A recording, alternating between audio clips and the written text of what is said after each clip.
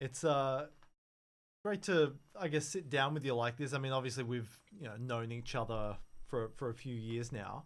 Mm. But for the audience who may not be as familiar with you, I'd like to sort of ask you a bit about how you came into esports and streaming and shoutcasting. Yeah, really great question, honestly, Mercury. I think it all started when my mates in high school were just like, "Hey, do you want to just come play League of Legends with us?" And I was like, "Sure." And I The was classic horrible, route. and they literally just like, "Go, we need an AD carry, so go play Ashe in the bot lane." I was like, "Yeah, cool." So I did that. They all decided to quit after about 6, 12 months, and I was like, "I'm enjoying it." That takes us to about 2013 is when I was like, I should live stream. Like, I should actually do this properly. And that's the journey started there. I've been streaming ever since in a part-time, full-time capacity. But leading into the esports is, I remember I was trying to set up like an organization for other streamers that all played League, and I was like, hey, we should all get together. And they were like, Pike, like, why don't you like like talk about the game? Like, you're pretty knowledgeable. I was just like, oh, I'll give it a whirl. And then people were like, that was really entertaining. Like, you could do this. I was like, okay. So I looked into it, went to a couple like simple orgs like MCOM back in the day, like BSV, all these really old timey sort of ones. Some sock as well was there. And I was just like, hey, can I just shoutcast for you guys? They were like, sure. The rest is history. And then it's Yeah. led me to things like the LCO, LCP, all the QUT intervarsity stuff. Like, it's all sort of just kept moving forward and plugging along at a really nice pace. And now we're at today. Yeah. I guess going into some recent stuff, you and I obviously both cast the Oceanic Resurrection, and you were Mm. there for the finals live at UQ. What was that like? It was pretty fun actually. Hallow is a good vibe. Like, I he's love just a him. fun dude. He's just in it for the laughs, and I can appreciate that more than anyone because that's what I try and take into all my stuff too. But the finals itself was really good. It was a shame that it went 3-0 in a best of five. We hate to see it. But at the same time, the games that were played were really quite impressive for the skills that we've seen in O's for a long time. So, but the overall thought that I had about that tournament is it's nice to see something happening. Like, there is something going on in the scene, and it did really well. Like, I was talking to Hallow about his stats. He's just like, yeah, my numbers have all like tripled. And I was like, that's what you want to see. Like, that's important. So, the vibe of the whole thing was phenomenal, I would say. Yeah, it's very encouraging to see the community sort of rally behind these grassroots tournaments because we don't really Mm. have much in the way of an official league right now. Yeah, which is pretty sad. And I think that's just we can put it onto all sorts of numbers of things. Like, is it funding? Is it lack of interest? Is there not much of a player base? Is the location too hard when we've got cities that are hours apart? There's so many different factors for us. So it's like, I think at the end of the day, it's just nice to see things being done, or at least things moving in the right direction that a lot of people who are interested in LOL esports can get to watch for a local thing. Yeah, absolutely. And you've been hosting your own over the course of this year, right? The Mm, Stream Slams, and now heading into the Rift Tide and next year. mm. What's it been like organizing those? Rough.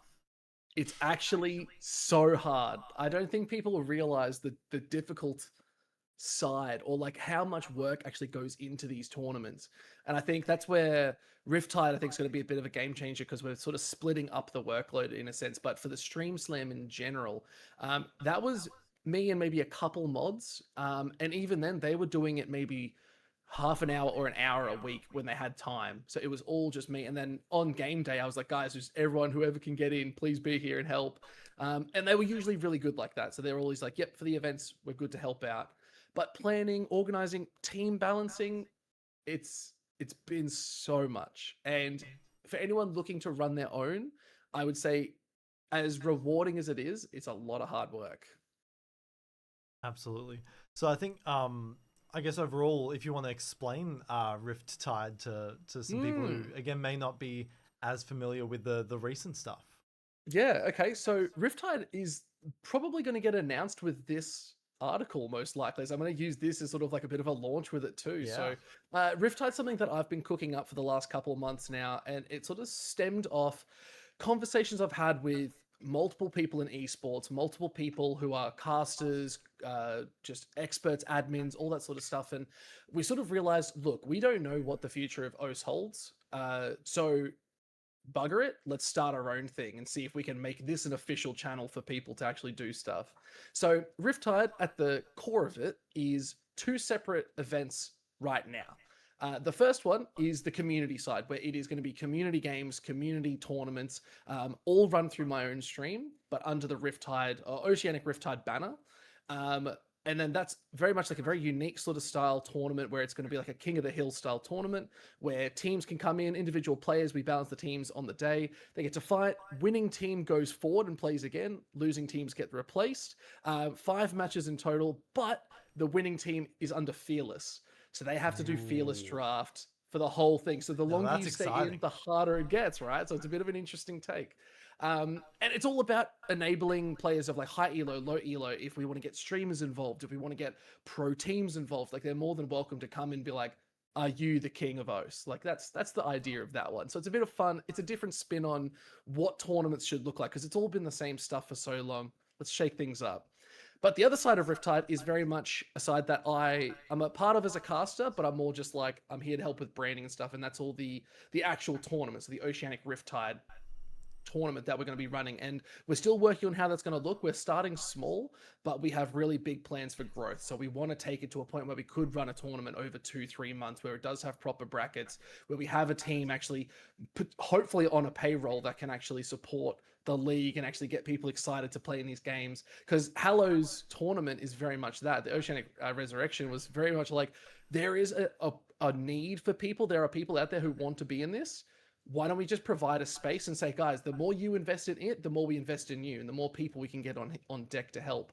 So the plan for that is to hopefully take it to some stage stuff and actually go to some of the expos. Like PAX would be awesome, but supernovas that are in every state, like we'd love to try and take it to that. And that's been a conversation we've already had, but it's now, if we can get it started, we can get people involved to help us build more tournaments, more identity behind it, and actually say, okay, let's make it financially viable. Let's take it to some events, see what happens. So that's the plan. That's the overall scheme of Riptide. So I guess that was sort of my next question was like the long term goal of Riptide. Is it going to be potentially being the competitive circuit of Oceania, or is it going to be like a what's your thoughts on all that? I think so. The chats that I've had, especially with the guys that are running more of the tournament stuff, and I'll be super straightforward about it too, for their sake, is they want to start small, and I fully respect that because I want them to run that side. I want to run more the community side because I'm a streamer.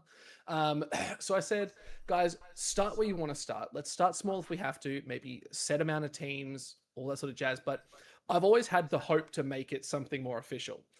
In saying that, we can be honest about this.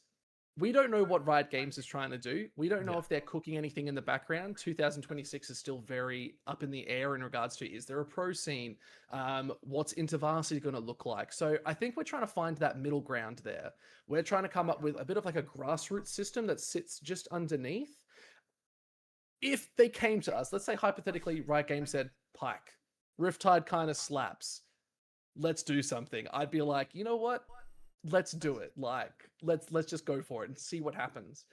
And that all comes down to Riot Games. That comes Yeah. down to their involvement. If they want to do more, we'll do more. As long as they can support us in that and everything that goes along with it. But we wanted to just run tournaments for people to be a part of. This is more a chance for us to actually build Oceania back up. After sort of the LCO went down, we sort of saw there was an even bigger divide. Like the LCO had great viewership, had great numbers. We were clocking in 3,000 easy most nights. I'd like to see it return to that. I'd like to see something that's official, but is also just there for people to join in on or enjoy to watch, because we don't want it to make it just a tournament. We want to make it the community is part of the tournament. That's the vision for it long term. Absolutely. And I mean that's been a big thing in the sort of history of this esport. There's been a lot of that in terms of the community support and the community engaging with the esport directly. Yeah, I think so. I think if there's one thing that OS doesn't lack is the community aspect. Like, because you keep seeing the same names, like, and they're sort of everywhere. Like Vestian's everywhere. Like he wants to be a part of everything, and you got to love the guy for that. But even from his LCP and he's up the top, he's still coming down and trying to help other tournaments, other people get started because he just wants to see us all thrive. And I think you can say that about probably maybe 80, maybe 90% of the players that go into it too, is they all just want to see people playing games at the best level possible for our region. Because if we don't have something happening, there's no hope or any sight of something going on, or heading to PCS, heading towards LCP, heading to these other regions and saying, why can't we be a contender of some degree? Yeah. Is this a path you ever really saw yourself taking in esports? In regards to like Riptide, or do you mean Yeah, like the like casting running side? these tournaments, taking a more like obviously still in front of the mic, but also a more managerial sort of approach. I think the two go hand in hand, right? I think if you're a caster, like, and again, even for like LCO level casting, when I was doing hosting for that, it was my involvement was very much up there. I was saying I want to do these sort of segments, I want to run this sort of stuff, and they were like, "Yeah, sure, let's just go with it." So I think it's always going to be one and the same. Is if you're a caster, your job is to make it part of the show. You need to build that brand. You need to add more to it. You can't just be someone who sits off to the side and says, "Oh yeah, looks good." Like, you have to bring ideas to the table too. But in regards to like the full Riptide, like, technically I own the brand. Like, I came up with all of that, but I've said to these people, I want to share it with you. This is not something I want to hold on to because it's too good not to. I think it's an interesting one. I I've always dreamed of just having a community that brings people together. That's all I've ever really wanted for like my streaming and stuff too, was just to bring people together and enjoy the game that we all love. So I feel like it's always been like inevitable, but it's never been front of mind. It's never been my like, yeah, I have to run the whole thing and I have to be the boss. I'm like, I don't really care about that. That's why for the tournament I took a back seat. I said, guys, it's your tournament. I just want to cast in it. I just want to have fun with it. Just let me know what you need. I think that was the side of things that I always wanted to see. Um, yeah, that's it. That's all. Yeah, I think that's an amazing. Ooh, is my mic working? Yeah, it is. Okay, cool. I Yeah. was worried it'd cut out there for a moment. My vocast has been just on the fritz recently. Oh. It's interesting. Um, but I mean, yeah, like you mentioned, from like LCO and onwards to your appearances in the LCP, I think it's pretty safe to say that you're a well-known and pretty respected individual in the community. Like you said, we've suffered many setbacks. What's Mm. sort of the consensus been among the people that you've interacted with? You mentioned there was that divide. Uh, so I think it's more about. That's a really good question. Can you ask it one more time? Like, So I just what's want the consensus been among like the people that you've interacted with? Like, has it been, to. oh, Okay. Oceania is dead, it's never coming back, there's no point? Has it been, you know, we can work really hard? Are there Mm, people who are indifferent as well that you've interacted with and yeah. noticed? Okay. Okay. I love that. Okay. So I think it's not so much an indifference. I think it's a lot of people putting their hand up saying, I want to help, but not enough people actually willing to get up and get on stage and help. And I'm not trying to talk bad about any one person in particular. That's not what I'm trying to do here. But it's more that everyone wants to be active and try and participate, or at least have some sort of reward. But there is still an old guard mentality: is am I going to make money? Is there going to be financial gain from this? I think OS is at a point of, not a point of no return. I'm trying to be very smart with how I phrase this. Is like, because there is nothing going on, people need to realize that a lot of what is going on is out of people's pockets. I don't think there's an appreciation for that though. I Yeah. think a lot of people are signing up and there's this mentality of like, oh, I can get in and win this because I'm the best. But it's not a, I should get in here and maybe help this like actual event be the best it could be. And I think it's very much an egotistical region we live in. And I've said this before on my stream. I've said it before on multiple things. We are so ego driven for the bottom of the barrel in the world. We technically are. Like, I'm not even like, we don't have a pro league. We're the only Yeah, no, you're server in right. the world that doesn't have a pro league. Yeah. Like, there's obviously a reason behind that. And I think we need to start having a mental shift and a mental change on how we approach the game from an a grassroots amateur scene, all the way down to people who are just starting the game. And I think there needs to be this new era of gamers that are saying, okay, I am good at this game. If I want to see the bar be raised up to my level so I can improve, I need to start teaching the people below me. I think a lot of, again, this comes down to what I want Riptide to be too, is where we get pro players or really experienced players to come and coach lower elo teams, lower elo players to improve their skill set. So we do get a region of players that are hungry, want to get better and improve.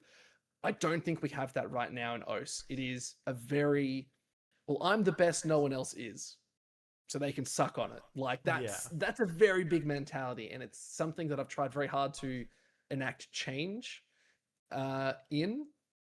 Whether that's going to happen with Riptide, who knows? Like that's the best part. Like every day is a ever evolving sort of carousel, and it's about the journey right now of, okay, we need to just have a mental change. There needs to be a mental shift in our players to see improvement, to see life come back. Yeah. I guess obviously on a more positive and uplifting note, I guess, there was big news this week. Ground Zero would be joining LCP. Amazing. I believe you were hosting when they won their first title at DreamHack, if I'm not mistaken.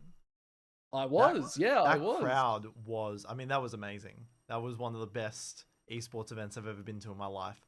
I'd love to know what your thoughts and like initial reaction was to that news. So Ground Zero making LCP is incredible. I really love that they got, but Bo is a good friend of mine and he's the owner of GZ, and I could not be more proud of his efforts because I know how hard he works in esports to make it not only financially viable but still a place of like welcome and acceptance, I would even say, where they're trying to make the scene better. The only downside is a lot of people don't see the full picture of that. And that's why on my tweet, I was sort of like, guys, we need to understand GZ in this tournament is actually a PCS team. It is an OS run organization. Yeah. Awesome. Big 2 thumbs up. But it's a PCS team. They have not been Oceania since LCO. They have been PCS. So I think it's a double-edged sword, that win, because yes, Oceania has some representation, but it's not Oceania. It is a PCS team. So I think it's amazing news and it's great to see that, but I don't think we're going to see any OS players. Like it makes the most sense. If they want to be competitive, they need to get PCS players. So I think there's a lot of hope there. Am I going to be betting money on it? Probably not. Probably not. I'm not a betting guy, but I think that's the case. Is there's good things that there's movement. And that's what I want to point out, that there's movement in Oceania now. Like this org that maybe GZ wants to start a little amateur league or something like that under this, being like, hey, who wants to try and get into a PCS team? We'll set up a tournament and do that. Like the Chief Scouting Grounds, like a similar sort of vibe. Like that could be really cool. Whether it's going to happen though, let's not worry about it. Yeah. I think another thing as well is like we don't have that like APAC regional league like all of the others do. Like there's the LJL, there's VCS, obviously all of that. We only really had the OPQ at the end of last year, and you know, shout out to all the people that put that on, but it wasn't really a substitute for that sort of actual long tournament circuit. Yeah. And again, the OPQ was also a really good identifier that things could happen here. And again, Vestian was, again, the main person behind that who tried to kick that off with Scott too. And it was very successful. I think a lot of people saw that as this could be something really good. But it came down to, and I'm not trying to say it in the bad way, but who was running it? It was a caster and someone who's been in the ex-pro scene. It's not an admin team. It's not like a group or people dedicated to just running it and not being anything after that. I guess there may have been limitations from Riot. We don't know the full story, so I'm not going to comment on that. But that it was a single event. Like, how do you turn that into a more concurrent event that's going to keep moving, keep evolving, and change the shape of the game a bit?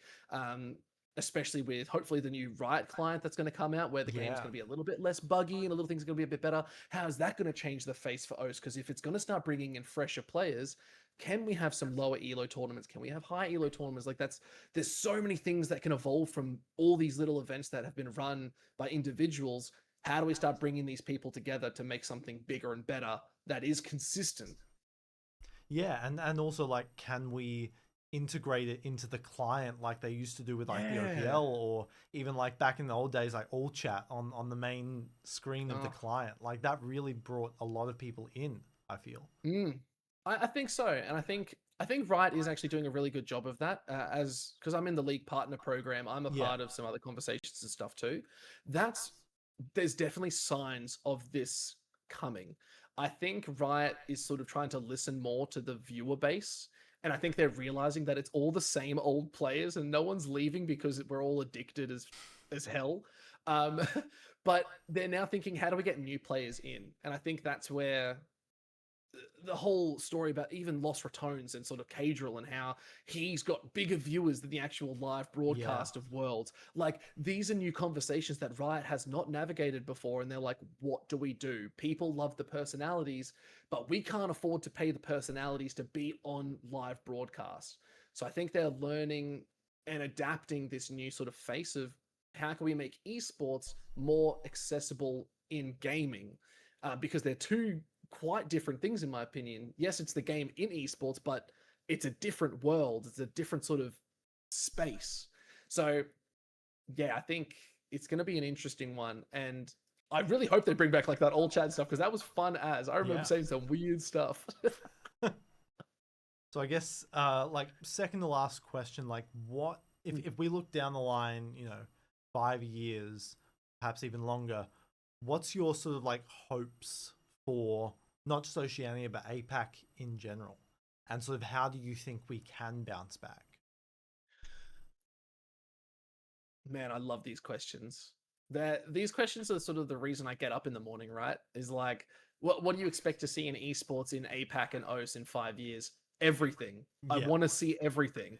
Like, I think anyone who dreams less than that and saying, I want land tournaments, is I want to be able to fly over and see these grand finals whenever I want. Obviously, I can't afford to go to Taiwan anytime soon, but Yeah. fingers crossed. But like, I feel like in 5 years, genuinely, I think internet's going to be just good enough that they might be able to merge servers. We might be able to play on other servers across the seas and actually have decent ping.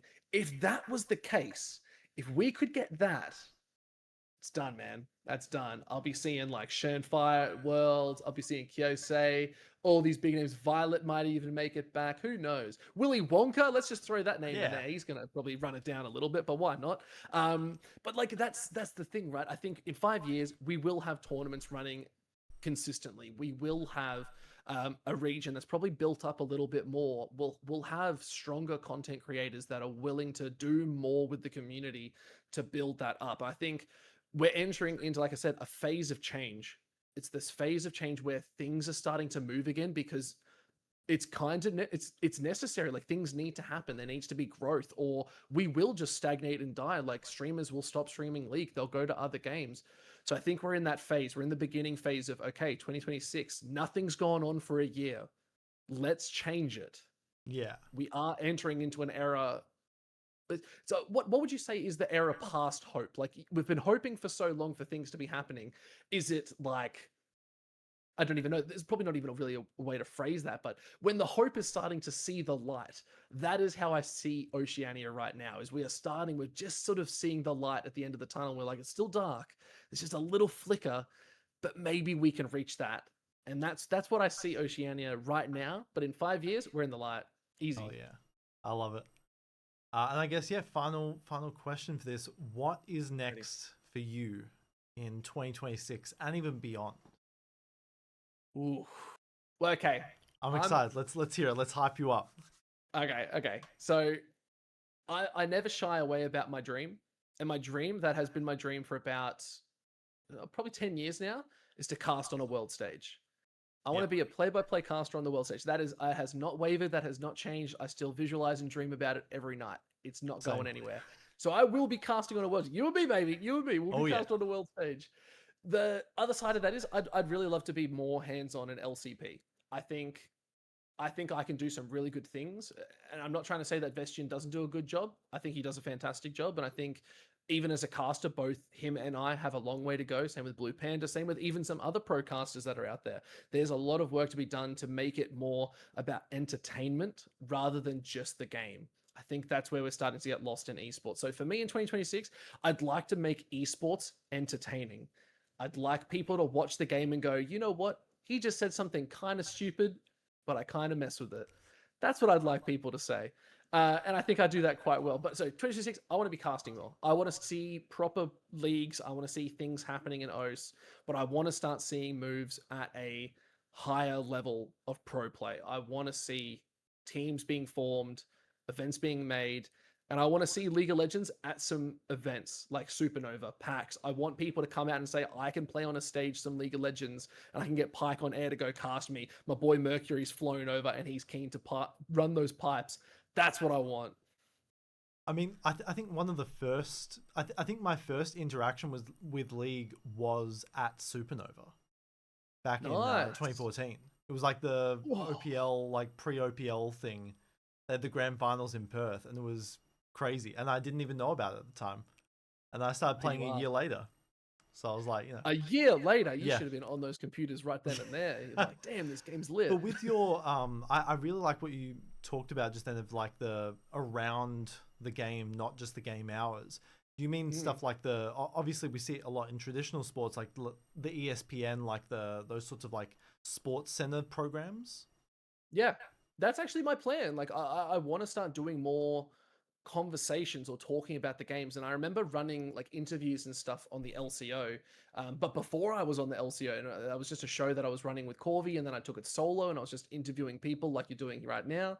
But I'm not smart enough to write about it, unfortunately. I'm more of a talker. Uh, but that's stuff I'm trying to explore. Is I want to provide a space that people can enjoy esports, but from a less clinical side.